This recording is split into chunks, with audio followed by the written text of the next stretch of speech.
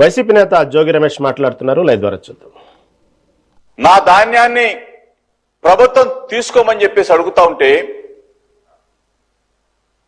కనీసం గోనె సంచులు ఇచ్చే పరిస్థితి లేదు. గోనె సంచులు ఇస్తే ట్రాన్స్పోర్ట్ చేసే పరిస్థితి లేదు. ట్రాన్స్పోర్ట్ చేసి తీసుకొస్తే మార్కెట్ యార్డులో 15 రోజుల పాటు రైతన్నల్ని ఇబ్బంది పెట్టి పాపం రైతులు ఆ మార్కెట్ యార్డులో టవలేసుకొని పడుకుంటున్న పరిస్థితులు దేనగాథలు. చంద్రబాబు నాయుడిని అడుగుతా ఉన్నా, నీ సొల్లు ఉపన్యాసాలు మానుకొని కలెక్టర్లందరినీ కూడా ఆ జిల్లాల్లో రైతాంగం పడుతున్న బాధల్ని, వ్యధల్ని, కష్టాలని, కన్నీళ్ళని చూడమని చెప్పి కోరుతా ఉన్నా.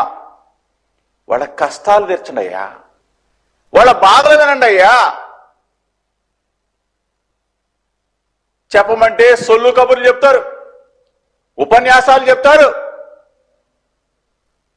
ఎంఎస్పి ప్రైజ్ ఇవ్వండి, కళ్ళాల్లో ధాన్యాన్ని కొనండి, రోడ్ల మీద ఉన్న ధాన్యాన్ని కొనండి, మార్కెట్లో ఉన్న ధాన్యాన్ని తీసుకొని వెనువెంటనే డబ్బులు చెల్లించమని అడుగుతా ఉన్నాం.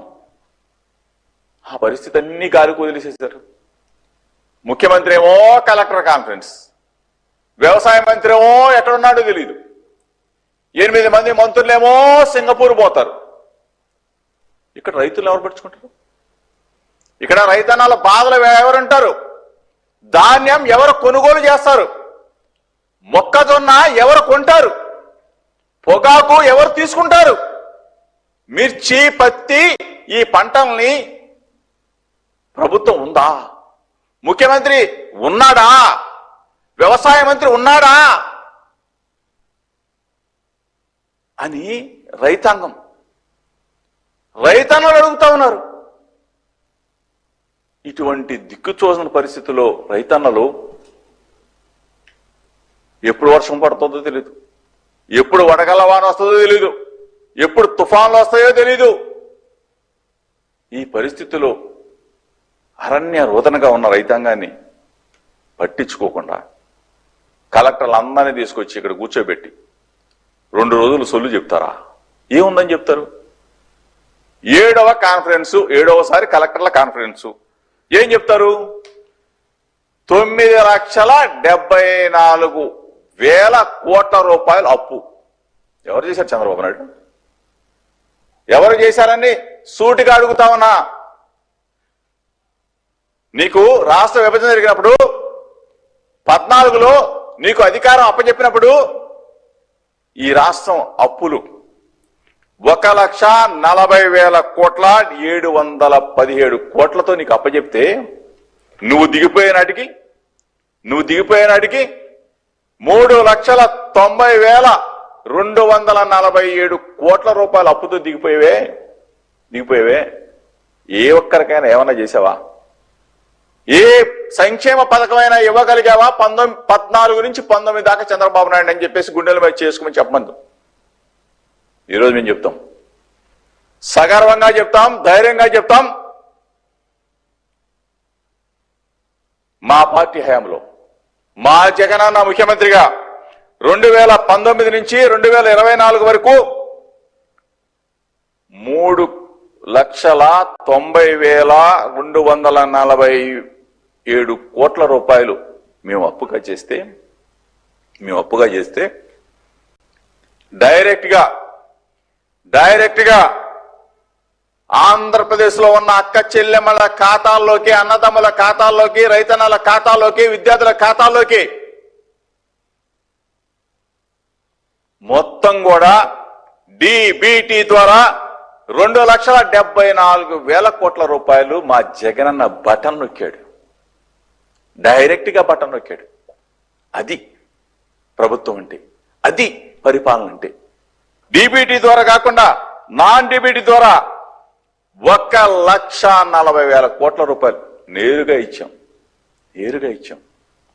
ఇది మా ప్రభుత్వం, ఇది మా జగనన్న పరిపాలన. ఆ రోజున అందరూ కూడా సంతోషంగా రైతన్న దగ్గర నుంచి అక్క చెల్లెమ్మ దగ్గర నుంచి అవ్వాతాత దగ్గర నుంచి విద్యార్థుల దగ్గర నుంచి ప్రతి ఒక్కళ్ళు సంతోషంగా జగనన్న బటన్ నొక్కితే పండగ చేసుకున్నారు. జగనన్న పథకం ప్రవేశపెడితే మురిసిపోయారు. జగనన్న ప్రతి ఒక్కళ్ళు కూడా రైతన్నలు రైతుని రారాజుని చేసిన ప్రభుత్వం మాది.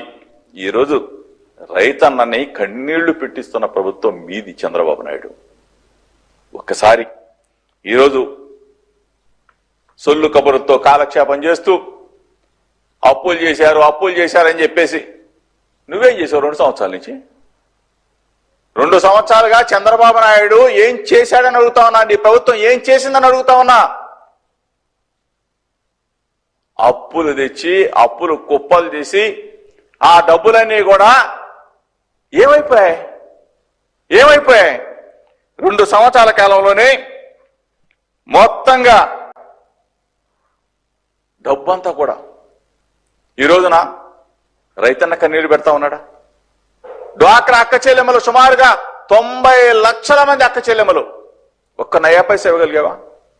రుణమాఫీ చేయగలిగావా? విద్యార్థుల ఫీజు రియంబర్స్మెంట్ ఇవ్వగలిగావా? విద్యా దీవెన గాని వసతి దీవెన గాని చంద్రబాబు నాయుడు నువ్వు ఇవ్వగలిగావని అడుగుతా ఉన్నా.